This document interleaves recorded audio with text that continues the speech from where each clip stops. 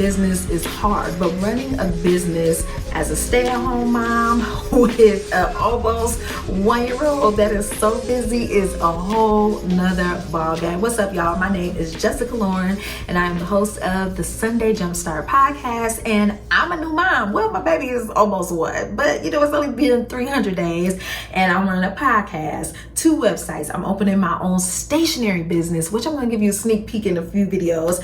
And it was such a hard adjustment to figure out, how do I show up in my business, run my business, try to expand my business and scale when I got a new little baby while I'm staying at home. He's not in daycare. It's me and my fiance. My family lives in a whole nother state. His family is all over the country.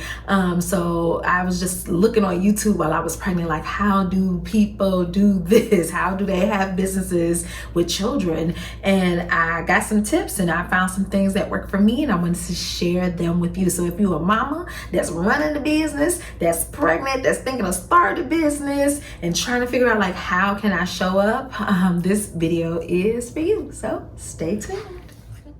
All right, so the first thing I do to try to stay productive and get it done in my business as a stay-at-home mom of an almost 1-year-old, I try to make a game plan. But I also try to keep it super flexible because life be lifing. For example, I set up my little camera, looked over my little script, if you will, and then took a sip of water to make sure my vocal cords were lubricated. Girl, why did I spill water on my doggone shirt? Just got the driplets all on my titties, okay? Now, I could go in my room and change, but I have a podcast interview coming up. Boo is trying to go to the gym. Like, it's a lot of moving pieces, and I just don't have time. And that's one of the things that I found as a new mom that stayed at home and at working, is that I have to be super flexible and still just focus on the end task and get it done. So that's what you do at the top of your day or at the end of the day, or in the middle of the day when you finally get some quiet time, is just come up with a game plan for the day. What is your intention, right? Is the intention to, I just really want to record my first podcast episode. That's been a goal of mine for the longest time. Stuff keeps popping up. I just can't do it. Set the intention and then create a game plan. Okay, so what do you need to create the podcast episode? Make sure your mic is ready to go. Make sure your computer is charged up. Like, do all those little things, right? And then figure out, like, when can you record? Okay, your child is probably taking a nap at some point, hopefully. Then you can sneak in and record, right? So the first thing, set the intention, create a game plan, right?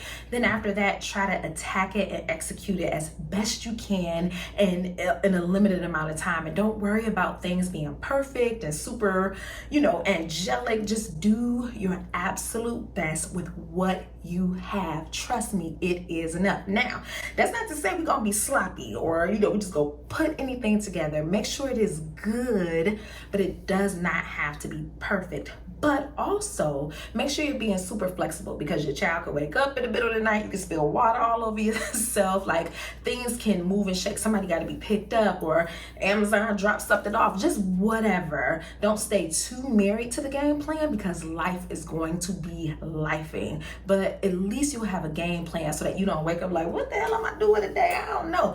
And you can make game plans through analog planner, like a planner you write in, Google Calendar, Trello. I use a mixture of all of those things. I use a written planner because I like to write and it helps me remember. I use Google Calendar because I could get those, alerts throughout the day. And then Trello is a lot more for my content creation and business aspect, where I'll have just a database of all my ideas and things of that nature. So make a game plan, but make sure you're flexible. Okay, now after you done made a game plan, what a lot of us go-getters do is just make this intricate, super deep game plan. Like, I'm gonna do X, Y, Z. I'm gonna get all the ish done. I'm gonna knock it out the park. And you will, because baby, you got that power. You can do whatever you put your mind to. But what we forget is that while we're making these plans, we are our ideal selves. We are, baby, the big boss. We are the head honcho. We got all our ish together, right? We forget about those days when we have no energy, we're tired, we done stayed up all night with a tossing child, we're nursing our babies, or you didn't get enough sleep, you're going off of 4 or 3 hours of sleep. We forget about that version of us, right? Because we done went to the library or somewhere cute like a little cafe and made up these plans. So we're feeling really motivated, like, listen, I got this, okay?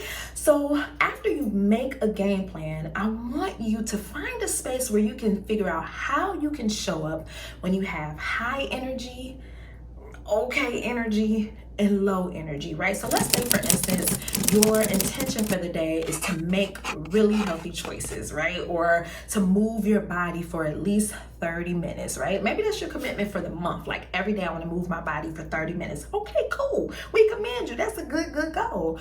But there are going to be some days where moving your body for 30 minutes just ain't going to be it. So you need to make a game plan. Okay, on high energy days, moving my body for 30 minutes, I would love to go to the gym and sign up for that aquatic aerobics class. Now, them classes, sidebar, you be like, them for old people. Baby, I went to one while I was pregnant and it wore me out. So don't knock the aquatic classes, but maybe I'm going to commit to going to a dance class. When you have high energy, when you woke up on the right side of the bed, when you prayed and meditated, the kids are asleep, the whole, whatever the case may be, right?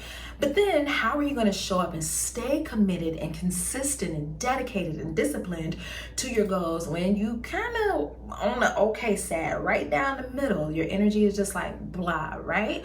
You still want to move your body for 30 minutes, but when you're feeling like that, what does that look like? You know what? Today, all I got is a walk in me. That's it. I'm going to walk around, the neighborhood for 3-4 blocks. That's it. That's all I got. I cannot go to a dance class. I cannot go meet with my personal trainer. I just don't have it in me. That way, you're not just throwing your goals to the wayside, just like, I ain't had the energy, I'm not going to do anything. No, you're still honoring your commitments and keeping the promises that you made to yourself, but you're just like, I'm going to just show up when I don't have the most energy. This is what it looks like. Now, how about those days when you have no energy whatsoever? On those days when I'm like, I want to stay health conscious and move my body, I'll just be like, you know what? I'm gonna wrap my baby up and put on my doggone watch to whatever movement it'll accept. Maybe that's dancing, put on some music, and just count the steps that walking around the house constitutes. You know what I mean? Just like me walking up and down the stairs, fixing bottles, washing dishes, nursing somebody, that'll count too, right? So how can you show up and honor your commitments on days when you have high energy, middle energy, and super low energy? As you're making that game plan, also make a plan for those days, right? When you sit out with your calendar, assess, check in with your body. How am I feeling today? I'm kind of low energy, so what does that look like? You know what? Today I'm not gonna cook a 3-course meal. Today I can only, throw a piece in the oven. Or I would love to show up on live and be accountable to my business. I don't have the energy and the wherewithal to like do all of that, so I'm gonna just sit aside 15 minutes and record a reel or pre-record it. How does it look in your business? You know what? I don't have the energy to sit out a 15-page proposal, but what I can do is follow up on some emails. That way you're staying committed but still honoring yourself and your energy and your capacity. Okay, so in business, there is a lot of work that needs to be done, right? Some of them are megawatt, high priority, heavy hitters, but a lot of it is that busy work, right? A lot of that looks like responding to comments, answering DMs, things that lend itself to your business, but it gets a little tricky because if you focus solely on those things, then you'll forget about running a business, i.e. content creation. I talked about this in one of my podcast episodes. I'll be sure to link it in the description, where it's so easy to get caught up in the content creation hamster wheel, right? Because content marketing really does work. If you're creating content that helps people, that inspires people, that can lead them to other facets of your business, then content is a big part of it. of making that money, honey, and making a name for yourself and being that go-to person that your audience needs, right? But if you focus on that, again, you forget to pitch, you forget to apply for grants, you forget to design new products, you forget to try to figure out who you can collaborate with, you forget how to maybe make some wholesale inventory, you forget to do all those other things because you aren't necessarily prioritizing where things land in the scale of importance. So that's what I try to do as I'm making game plans and figuring out, okay, what's my energy for the day. I also try to prioritize what's going to move the needle forward, what is going to propel me closer to my dreams. And that's the operative word, is propel. That's to like launch you closer to your dreams, because answering comments and DMs, let's go get you a little inches closer, right? Because you're building an audience and community, and you're showing up and inspiring people. That's important. But what is going to propel you closer? So if your goal is to make $4,000 a month in your business, you know, is sitting down and writing a blog post for 8 hours really conducive to that goal? I don't know, right? Maybe you should shift gears and maybe focus on those activities that's going to bring in the buck, even if it isn't instantly, right? So what are those activities for me? That is making sure the design of my planners and notebooks are crispy clean before I send them off to the manufacturer, because I don't want to pay no mistake money. You know what I'm saying? What else is going to prepare me closer? Maybe sitting down and talking to my coach Tatiana and figuring out some pricing. What's my business model? What are some things that's going to propel me closer? Building up my network, maybe talking to other business owners that have stationary businesses and learning from them, trying to be a mentor. What else? Working on my email marketing, working on my pricing is right. Like, you have to sit down and figure out what's going to move the needle forward. And that's pretty much my marker when I'm sitting down with my to-do list of a million things, right? Because it literally takes a million things to run a business.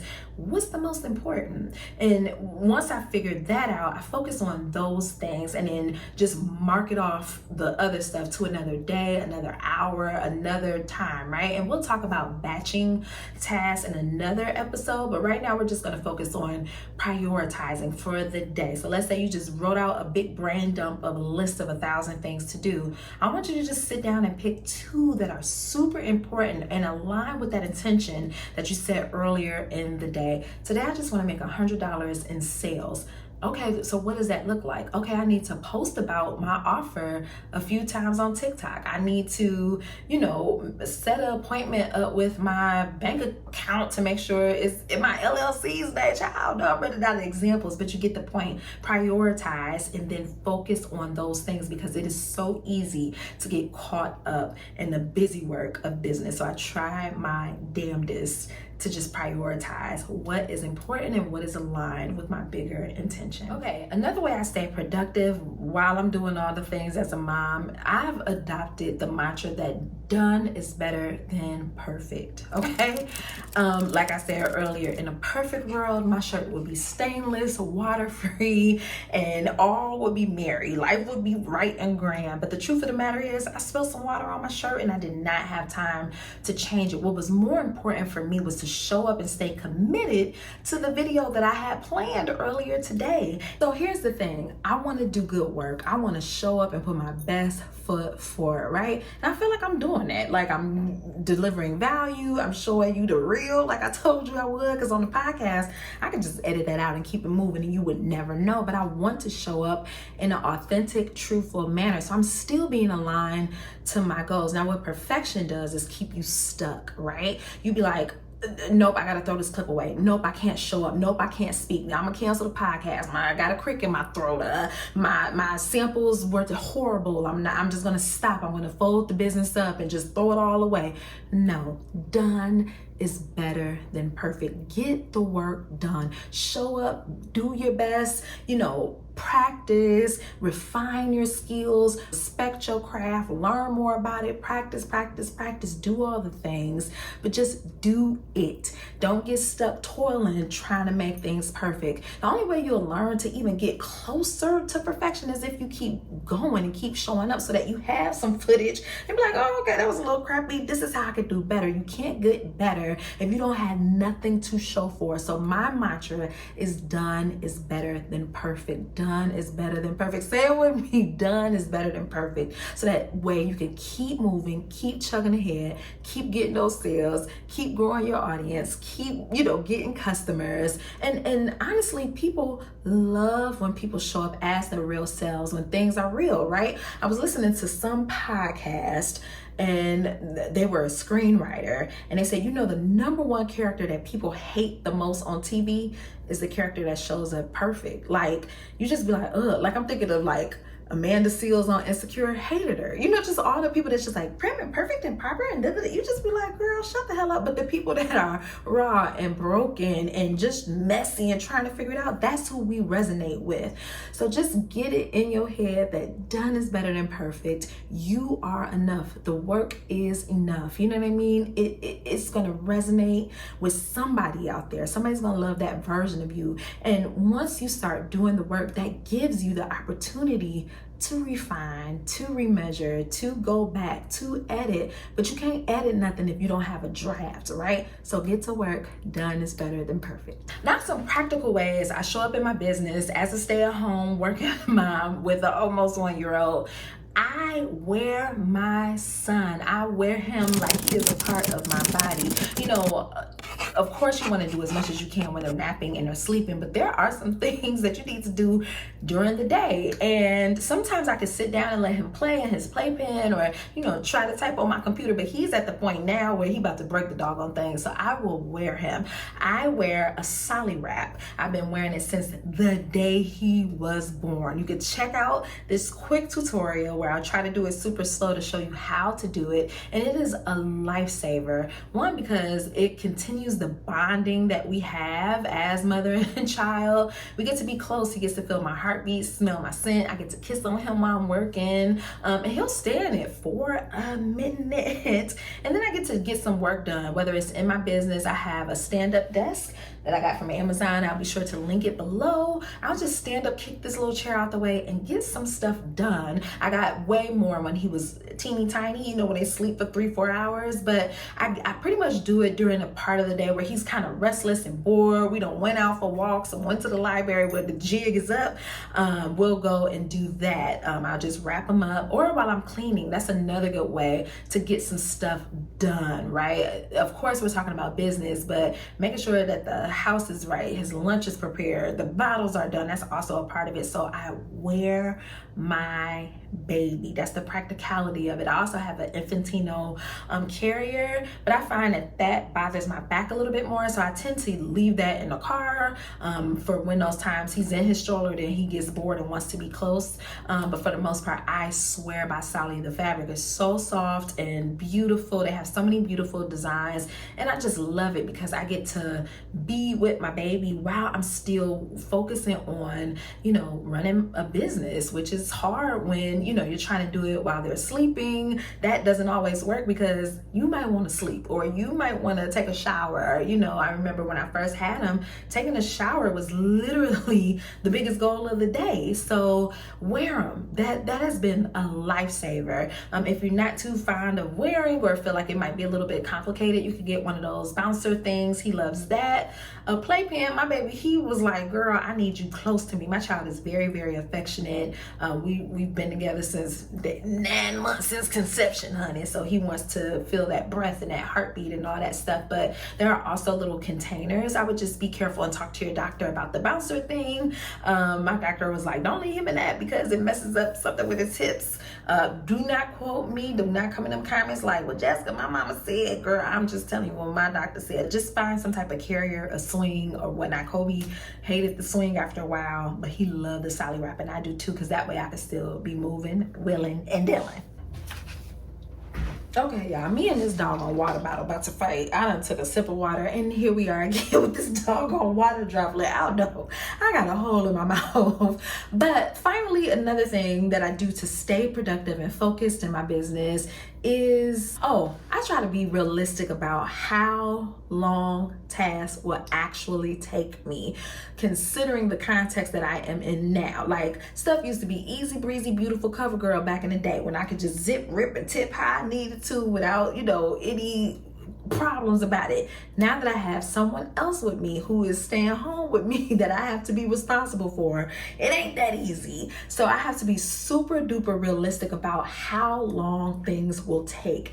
And being realistic about that releases the pressure of like, dang, I didn't finish. Why didn't I finish? Why am I still working on this? Girl, because producing content takes maybe an hour and a half now, because you have to stop, maybe go nurse somebody, come back, put them to sleep. Like, it might just take longer than the 15 minutes that it used to take. When you're realistic about how much time it takes, then you can create a better game plan and have more realistic expectations of how the day is gonna go, right? You can do anything, but you can't do everything. So just be, real about like, okay, how long does it for real take me to make a blog post now that I have my child, now that I have my dog, my cat, whatever, now that I'm, a guardian of someone, or now that I got myself, child, I feel like I'm mothering myself half the time. How long will it take me? It's gonna take realistically 4 hours. Then maybe that's something I can't do in one sitting, but maybe I could do an hour here, during a nap, and then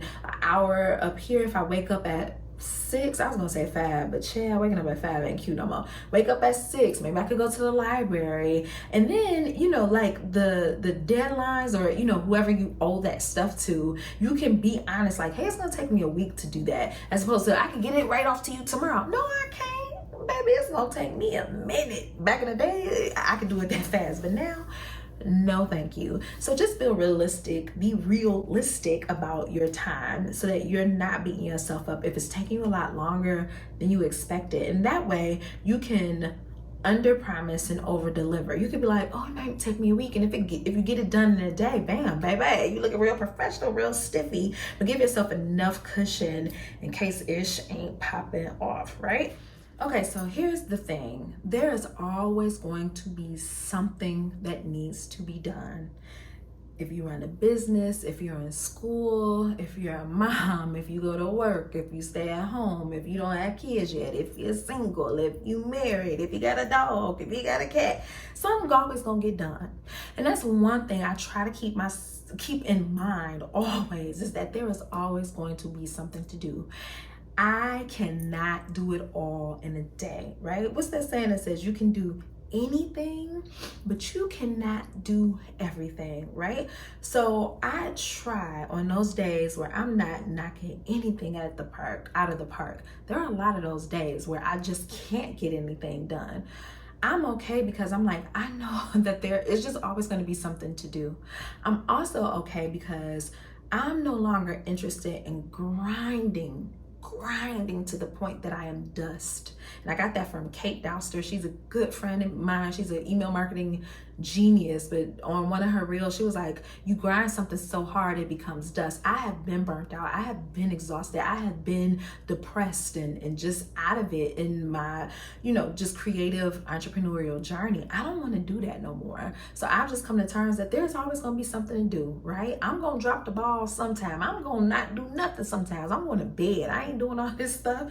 And that's okay, because I know the things that God has promised and purposed for me ain't going nowhere because I didn't check stuff off my Trello board, or my Google Calendar went with a few missed appointments. None of that's gonna happen. Yes, I have to show up and be disciplined and consistent and all those things, but there is also a space in there that is reserved simply for rest, simply for breathing, simply for playing and laughter and loving up on your family and kissing your child and all. I'm making room for that in this business by knowing that I can't get everything done. And that, what sense of freedom I get because of that? Just knowing like, I'm not gonna get it all done. Now, I will at some point be able to delegate and outsource, and I still do that now and hire help. But until then, if it's a one-woman show, I ain't doing it all. I just can't. I'll get to it eventually, and that will relieve some of that pressure. You know, in the first video that I did, I was talking about why I kind of stopped the podcast, and it was because it was this nagging, like, you didn't know podcast. I don't live with that anymore. Yes, I have deadlines and I want to do a video a week and all of those things, but also I have a life to live, and I'm not going to burn myself down. I'm not going to neglect my family. I'm not going to sacrifice my mental health on the altar of being a girl boss. I've been there, done that, done. This business is coming from a place of love and being nurtured and nourished, and, you know, just coming from a different energy, a more secure anchor energy, right? So that's a main point that I wanted to get out there, is like, girl, boy, baby, some stuff just ain't gonna get done, right? But more practical things, you can always prep for a big day the night before. Can you already, you know, just kind of straighten your clothes out, have a game plan of what outfit you're gonna wear? Can you, you know, while the baby's sleep and you up watching Narcos for the 50th time, honey child, can you just sit up and pre-schedule out some emails? What can you do the night before if you have the energy, right? A lot of times I don't have the energy, but sometimes I'm like, well, I'm scrolling on Instagram. Can I just organize my Trello board a little bit? Can I export my videos? Can I send out some invoices that I've been scared to, you know, send out? Can I respond and follow up to things? Can I answer those emails and DMs? Can I already prepare lunch so that that's something that's not on the forefront of my mind, right? How can you prepare the night before? So y'all, that is pretty much it. Those are some of the few things that I do to just make sure that I'm still showing up and being productive in my business. Mamas, it is hard, okay? Having a child shifts your world, but it doesn't have to end everything, right? I was at a point where I was like, I can't do this. I have to focus solely on my child. I don't know how these other women do it. I'm not equipped. But it was just those small things, wearing my baby, doing the best I can with what I got, with the time that I have, adopting the mindset that done is better than perfect, and realizing I can't do it all every day has given me the opportunity to still show up, still try to figure out this creative entrepreneurial journey, make money, the whole nine, create content. So hopefully this could be a blessing to someone else. I remember trying to look it up before, while I was pregnant, like, how do people be getting stuff done? And I don't have all the answers. I'm a new mom, I'm still learning, but I just wanted to share, and hopefully it inspires you mamas out there that just had a new baby, on how you can keep things going, how you can start your business, and all of those things. I hope you enjoyed today's video. If you did, like, subscribe, share, leave me a comment. What are some tips and hacks that y'all use to help you stay on track of stuff with a baby child? Because I'm still learning. Again, my baby will be one in a couple of weeks, so it's only been 300 some odd days, so I'm still open to any suggestions you have. All right, guys, I love you so much. Stay encouraged. God loves you. We got this. I will see you in the next video. Bye. Child, get this water bottle. What is wrong with you?